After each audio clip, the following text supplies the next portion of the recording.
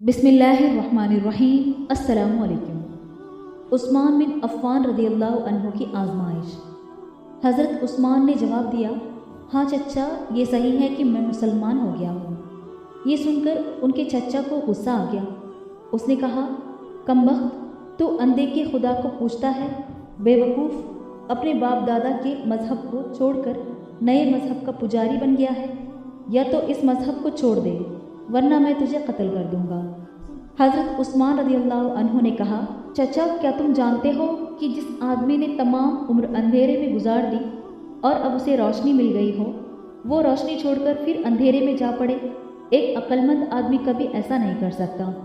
ان کے چچا کو اس پر غصہ آ گیا اور اس نے کہا، اچھا، تو اندھیرے سے اجالے میں آ گیا ہے، دیکھ یہ روشنی ہی تیری موت کے پیغام ہے۔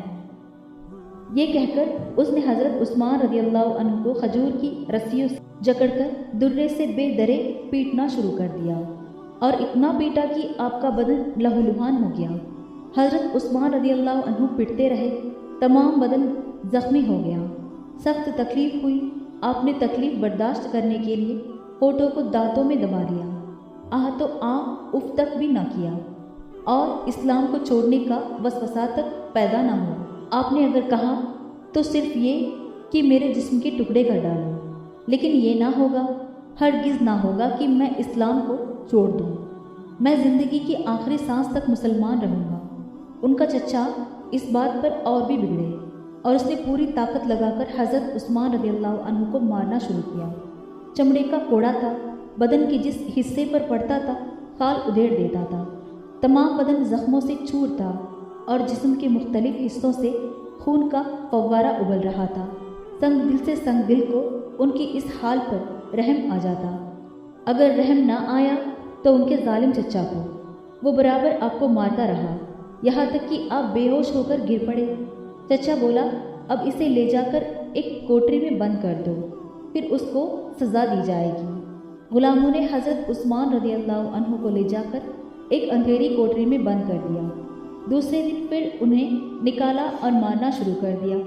آپ کو آپ کے چچا نے اس وقت تک مارا جب تک اس کے ہاتھ میں طاقت رہی، جب وہ تھک گیا تب چھوڑا۔ آج تمام مکے میں جوش تھا، کفار گلی گلی پھر رہے تھے۔ آج کے دن مسلمانوں پر سختیاں ہونی تھیں۔ ہر آدمی اپنے اپنے ملازموں کی کھوج بین میں گھر سے باہر نکلا تھا۔ مسلمان کمزور تھے، بے بس تھے، مکے کا بچہ بچہ ان کا دشمن تھا۔ انہوں نے خواب میں بھی یہ نہ سوچا تھا کہ ان پر مکہ کے وہی باشندے اتنے سختیاں کریں گے۔ وہ درندگی اور بربرتا کا نشان بننے لگے اور ان پر انتہائی ظلم اور ستم کیے جانے لگے۔